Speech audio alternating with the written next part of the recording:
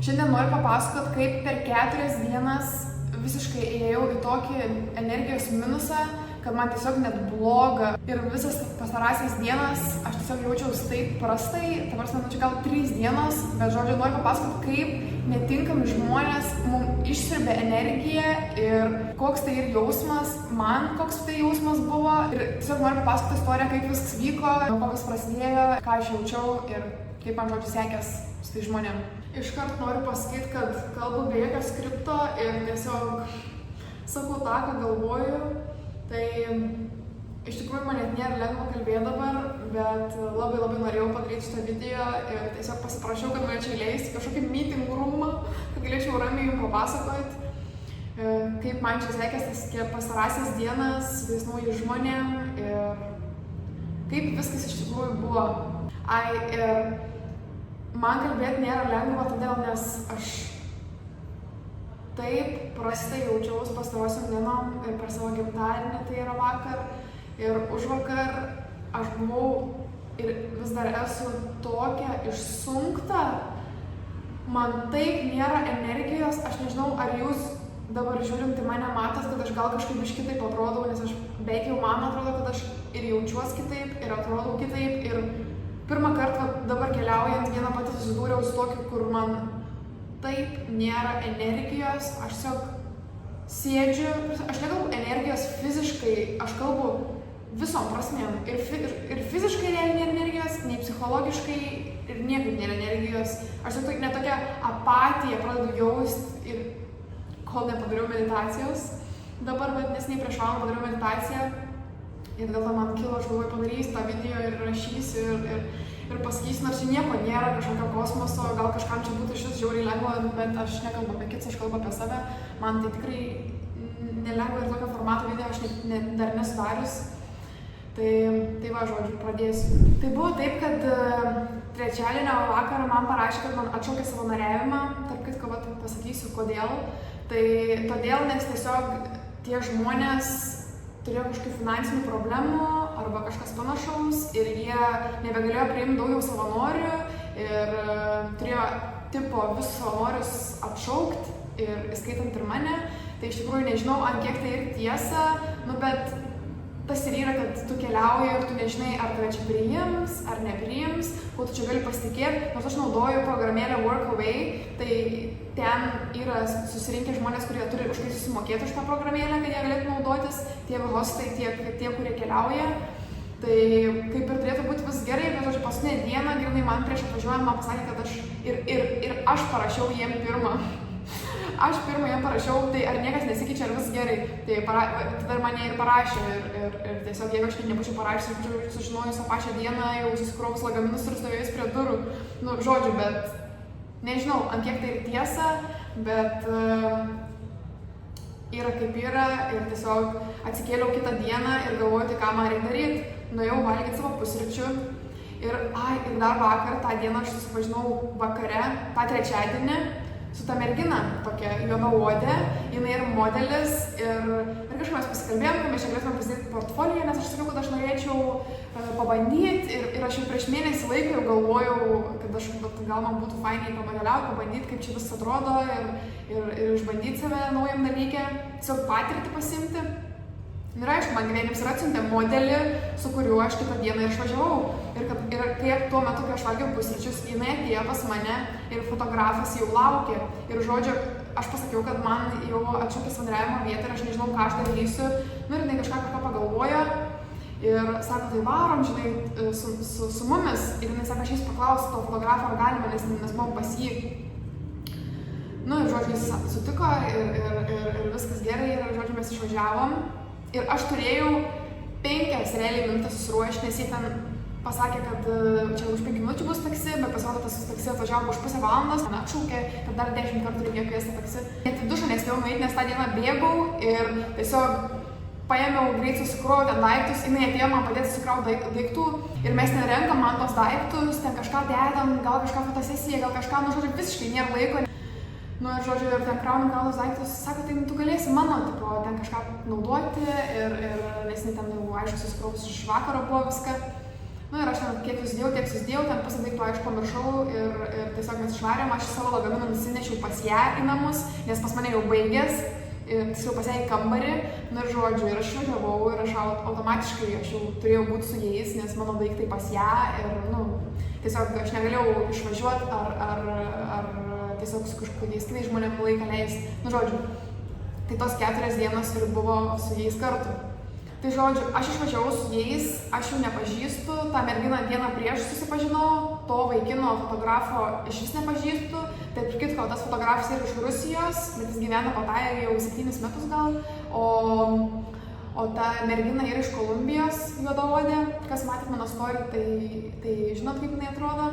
Kažką pradėjom kalbėti, jinai turi vaiką, jai yra 28 gal metai ir, nu, jinai tokia suaugus, to vaikų negyvena, nes reikia uždirbti pinigus ir siūsti tam vaikui. Tai aš pradėkime nuo to, kad aš realiai išvažiavau pirmą kartą kažkur tai su nepažįstamais žmonėm, aš visiškai jų nepažinojau absoliučiai ir tiesiog, nu, mano tikslas yra ir patirti kuo daugiau patirčių ir aš tai ir dariau ir patyriau visišką išsekimą ir absoliučią apatiją, kur nebenori nieko daryti ir tau bloga ir tu net nebegali tų žmonių balsų girdėti iki tokio lygio ir viskas įvyko per 4 dienas. Tai jūs galite pagalvoti, kaip žmonės, kurie tau netinka, taip tau energiją išeikvoja, tai čia yra kosmosas, man sakau, man taip nėra buvę gyvenime, nu yra buvę, kur man tiesiog negera visai žmonėm, bet kad ant tiek, tai ypač čia va dabar, kol keliauju, tai nu, tokių dalykų dar man nėra buvę. Žodžiu, mes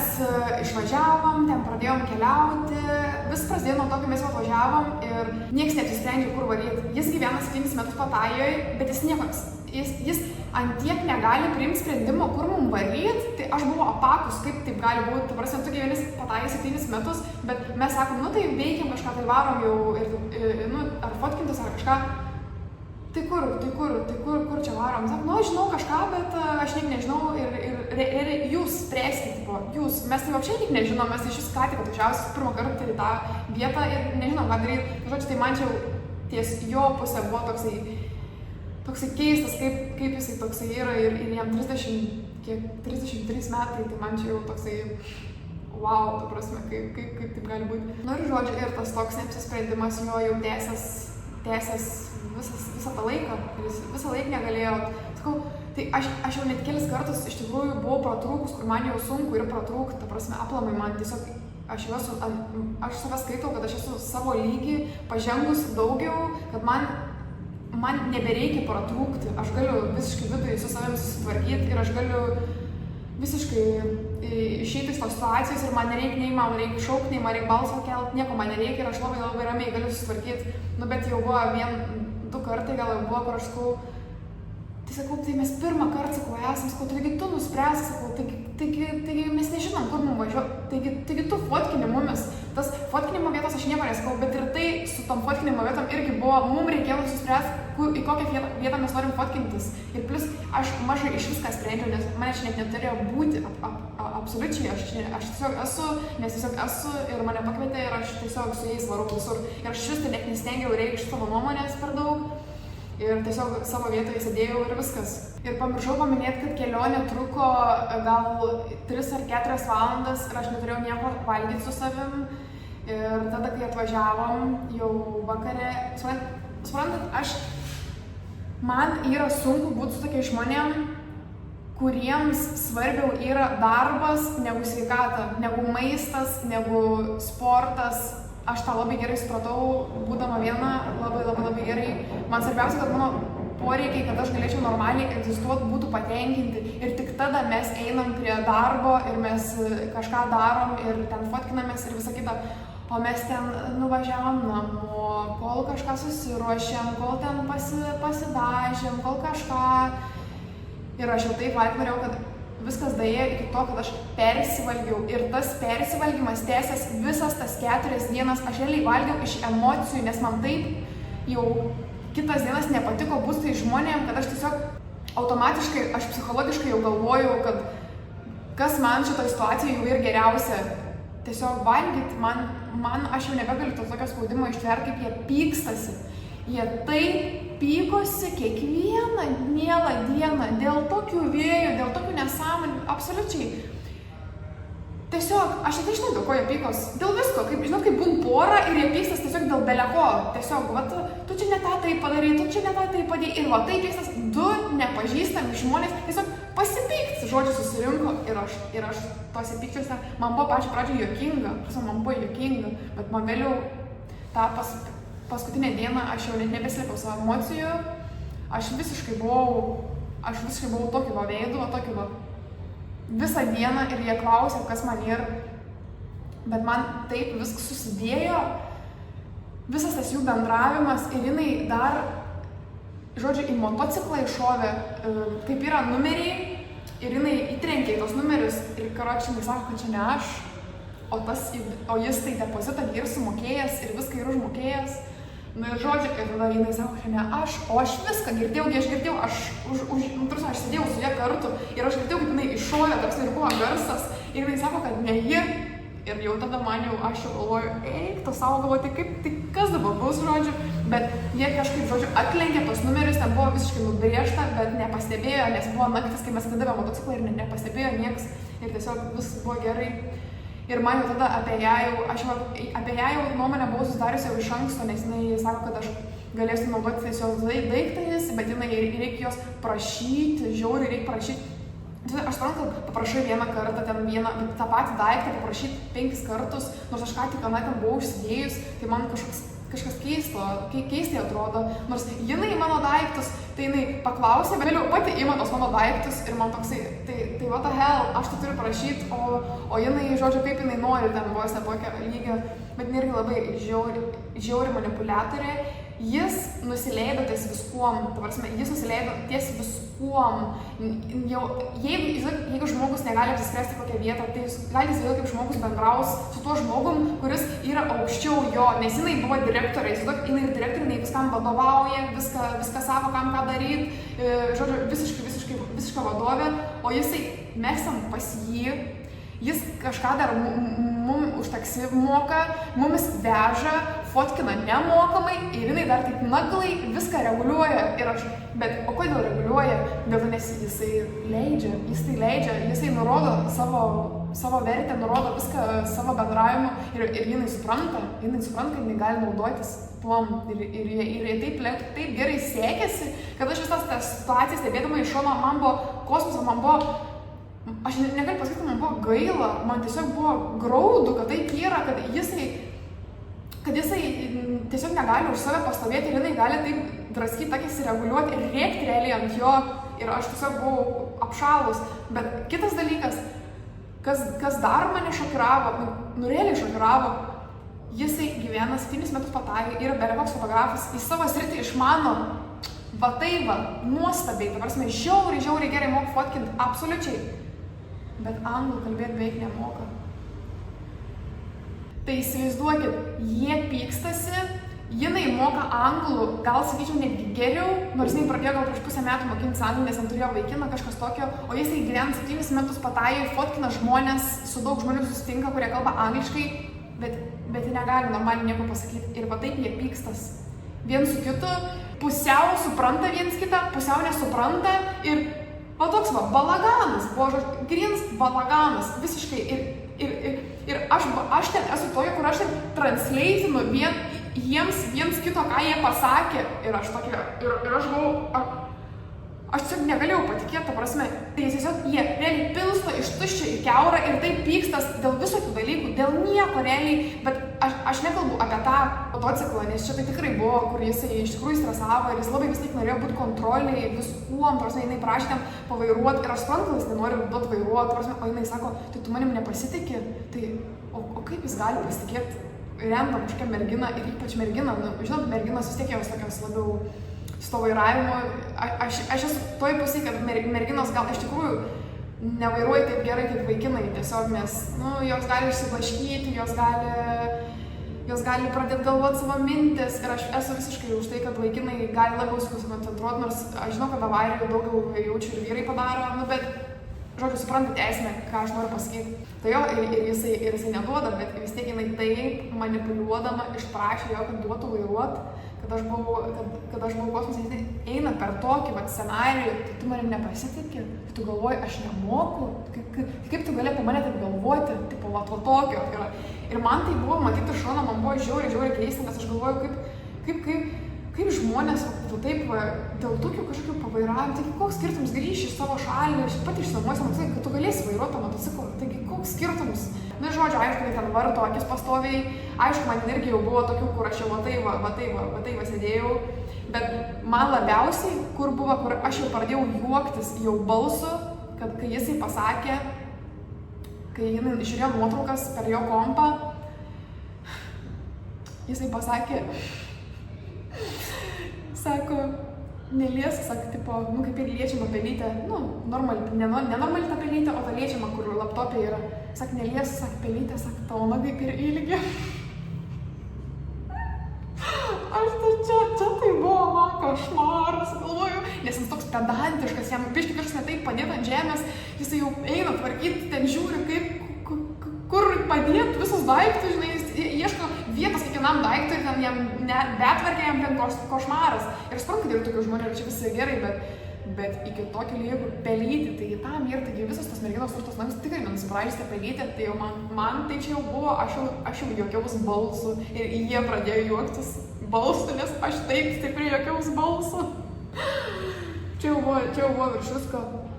Aš čia kiek įmanoma stengiuosi papasakoti tokių mini istorijų, kurios buvo per tą laiką, aš kai kurių jau net neatsimenu. Dar kita istorija, tai mes kai buvom Patajoje toj gatvėje, ne Soy Sixta gatvė, o Wall Street, kažkaip ten taip vadinasi, nežinau žodžiu, bet ta prostitucijos gatvė.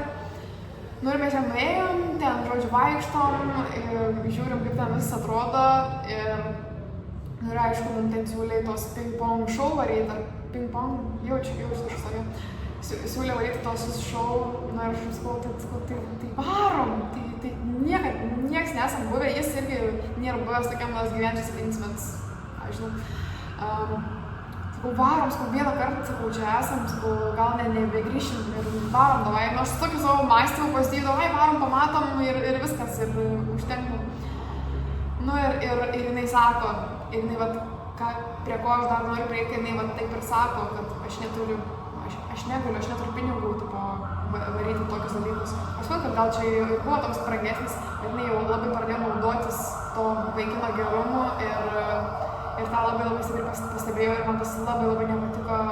Jis, kadangi negali pasakyti ne, jam ir bendrauti sunku ir jisai tas toksai kontroliuotojas, bet pasakyti ne negali ir jisai negali pasakyti ne. Ir jinai mato iš tos manipuliacinės pusės ir jinai naudojas tom žodžiu, gavus, kad užmokėjau už mane, nes tiesiog jinai sako, ne, sako, tai čia vis geriau, aš ten duodu jam tos pinigus, bet, žodžiu, čia nesvarbu, jau vis tiek nuėjom, jau jis sumokėjo ir jau žiūrim tą šou, ir aš ten, taip pat negalima filmuoti, tai jo, bet aš tuo metu ten bendrau su savo komanda, su kuria aš dirbu ties savo video ir kuri tokia kaip bendruomenė.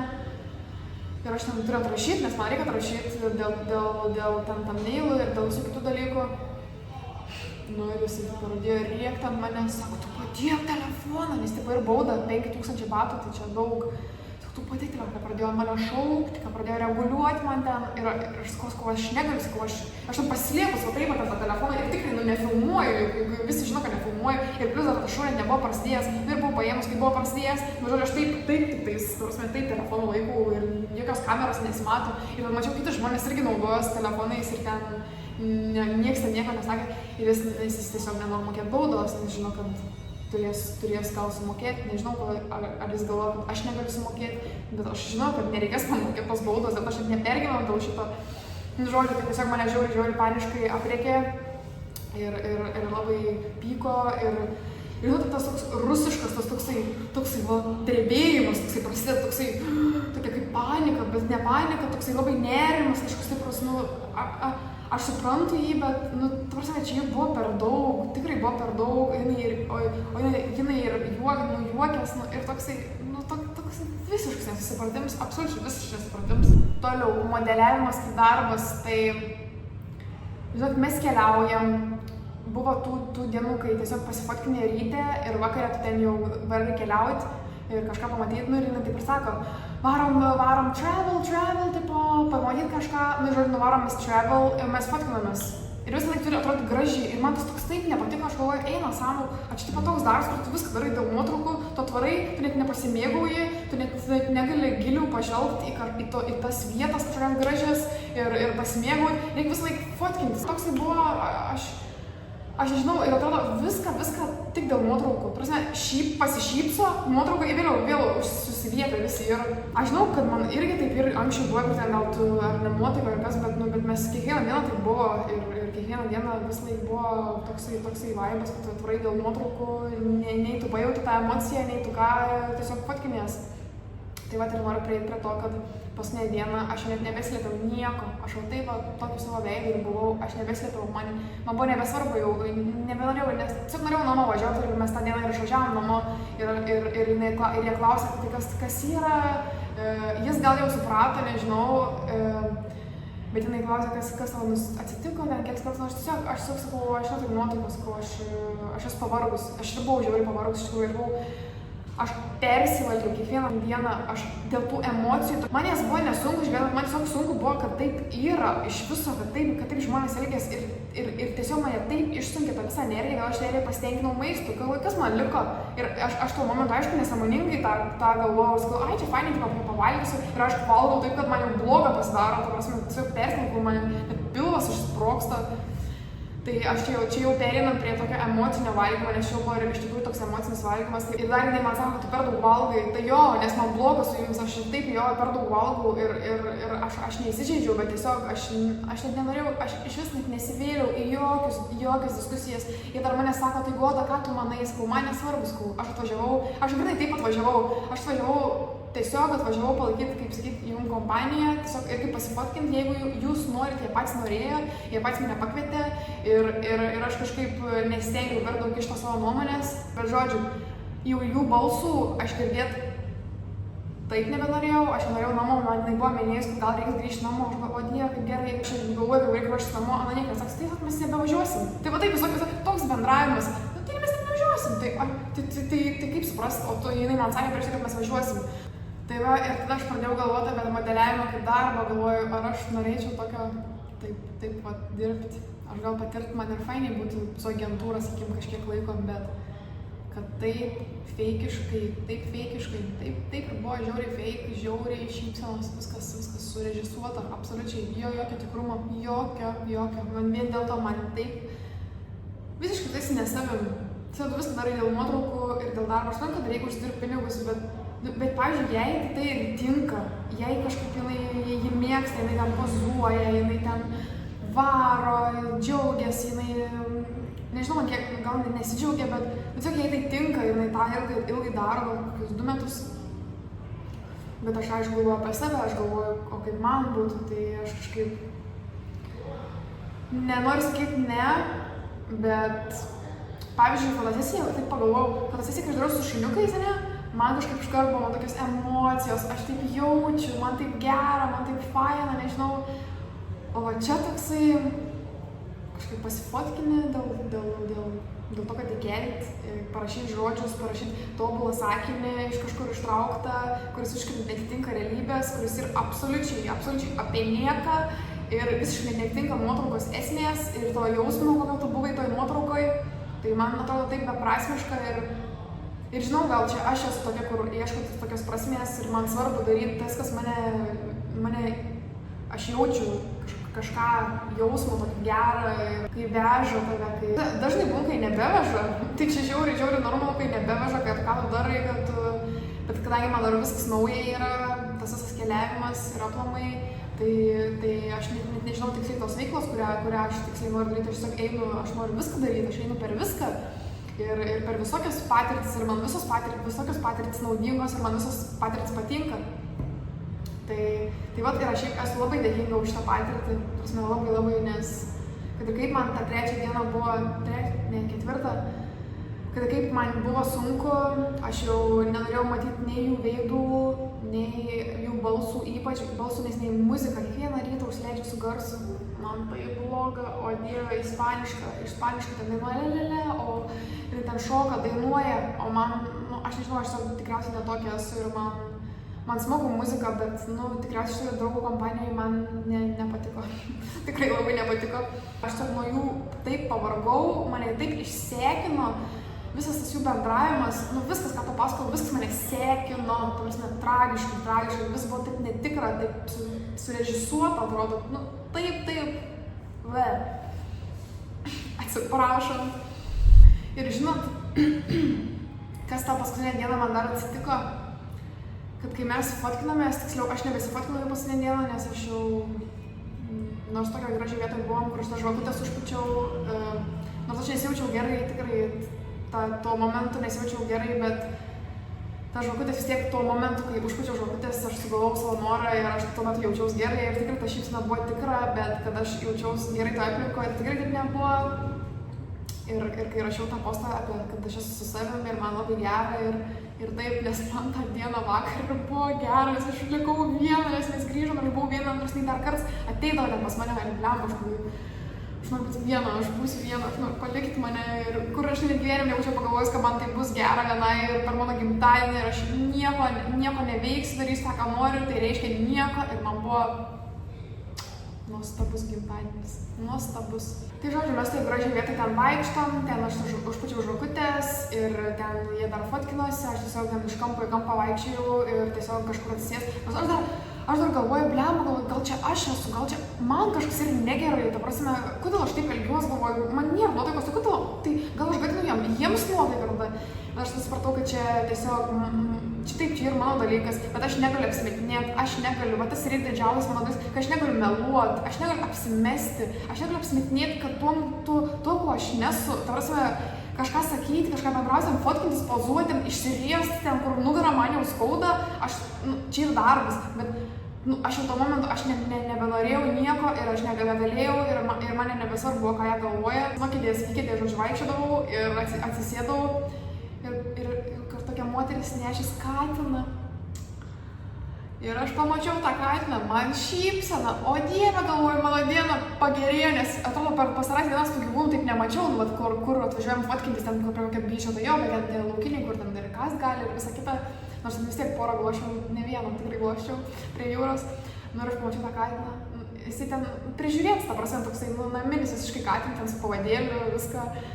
Bet man taip pagerino, man būsena visa. Aš iškart šypsotis pradėjau, iš karto. Ir aš tada supratau, galvoju, čia ne su manim, čia su manim viskas ir gerai, ta prasme, man viskas ir taip gerai, tiesiog man nepatinka tas netikrumas ir kažkoks dėl darbo darimas, kažkoks apsimetinėjimas. Man, čia nebuvo manyje. Ir jo suprantu, kad dabar kažkas gali sakyti, kad čia darbas, čia jo tu turi įdėti daug ką, kad pasiektum savo tikslus, tu turi dažnu atveju varyti labai stipriai ir didžioji dalis žmonių dirba paprastą darbą, bet to, ko aš labiausiai ir nenoriu, ir aš darau viską, kad man to paprasto darbo, sakykime, ten nuo 8 iki 5 nereiktų dirbti. Ir aš tiesiog bandau keliauti, kažką darau, kažkur užsiimu, prisiduriu su tuo, pasidarau tą ir kažkaip ir dabar Patreoną turiu susikūrus ir tikriausiai jau greit paskelbsiu. Ir iš tikrųjų dabar galiu jau pasakyti, galiu pasakyti. Nes aš taip kūriau tą Patreoną ir kažkaip atrodo, o ką aš galiu duoti? Aš nieko negaliu duoti jums, ta prasme, bet aš galvojau. Aš pagalvojau taip, galvoju, tikrai yra žmonių, kurie mane norės palaikyti, tikrai yra daug kam patinka tai, ką aš darau ir jie tikrai norėtų to matyti daugiau, nes bet kuriuo atveju, kad jeigu aš neturiu darbo, aš turėsiu susirasti darbą, jeigu aš taip intensyviai noriu keliauti ir daryti ir varyti visur ir visą kitą. Tai dėl to aš susikūriau tą Patreoną, kad tiesiog žmonės, kurie tikrai nori, tikrai gali, nors yra sumos ten nuo 2 eurų, kas manau tikrai gal nėra kažkam, kas dirba ir užsidirba daug. yra ten ir didesnių tų paramų, bet čia tie, kurie gali sau leisti. Tai aš ten surašiau, ką aš galiu suteikti, ką galiu jums pasiūlyti. Man žinokit pačiai ir keista visą tai sakyti jums, nes tiesiog keista. Aš nesupratus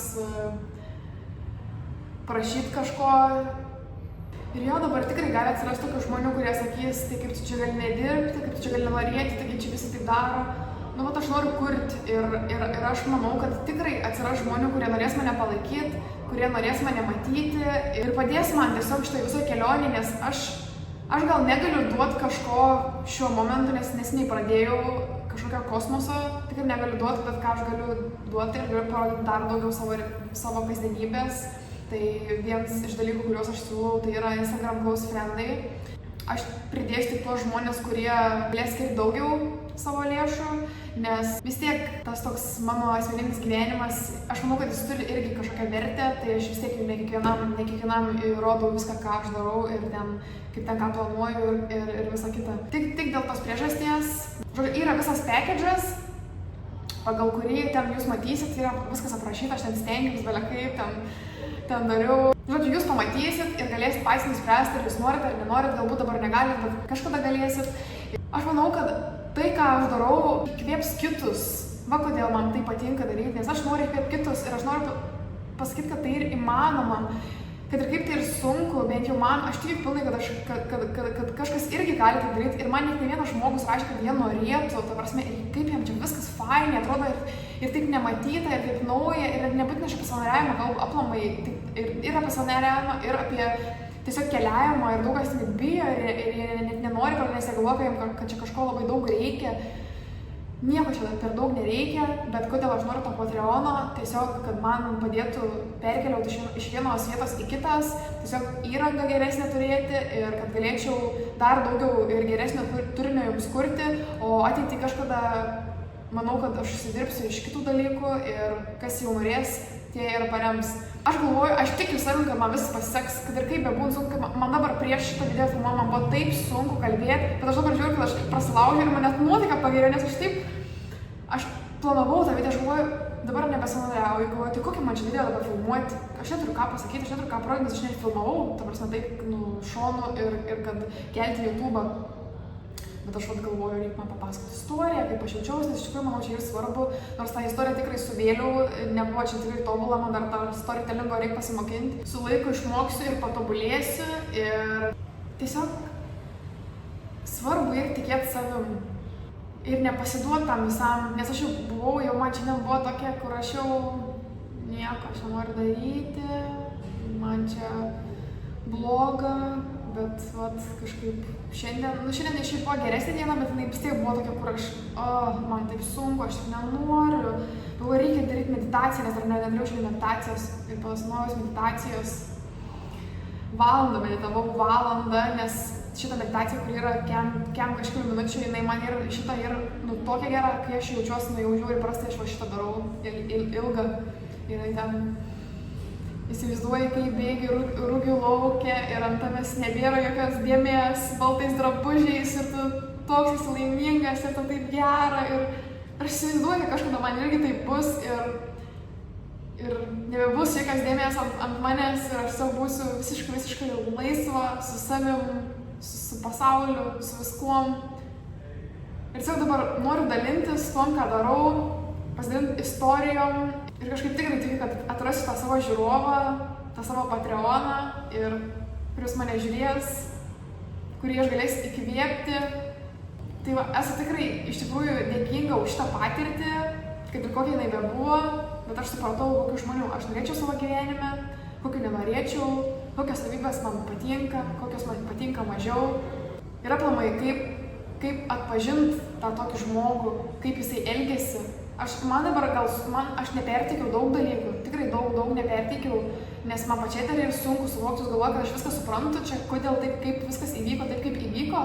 Ne, man dar tikrai daug ką reikia išmokti gyvenime, labai daug ir aš tikrai neperteikiu visko 100% ir tai jau dar porą istorijų nepamiršau. Tai žodžiu, viskas reikalauja laiko, bet kad aš dabar galiu užsidėti savo pliusą, kad patyriau naują patirtį, norėjau apie modeliavimą sužinojau ir dabar kažkaip galvoju, kad gal nebedėsiu tiek daug savo energijos tom paieškom, galbūt ieškosiu kažko kito. Tai va, žinau, kad mano tas pirmas video tokio tipo buvo netobulas, bet džiaugiuosi savim, kad jį padariau, kad ir kaip prastai jaučiaus ir tos akys nežibėjo taip, kaip dabar galbūt. Ir tikiuosi, kad jūs kažką galėsit prijausti ir kažkaip susitapatinti. O dėl Patreono, tai aš paliksiu linką apačioje ir jeigu jūs norėsit, jūs turit galimybę tokią, tai būčiau be proto dėkinga, nes man bet koks palaikymas yra labai svarbus, nes aš noriu kurti, o kūryba yra tokia, kur kuri pradžioj ir mažai gauni atgal. Tai kalbu apie finansinę prasme. Tai va, ačiū, kad žiūrėjai ir tikiuosi, kad tau patiko šitas video, paspausk like, pasek mane, jeigu dar to nedarai. Viską, žodžiu, paliksiu apačioj ir ačiū labai.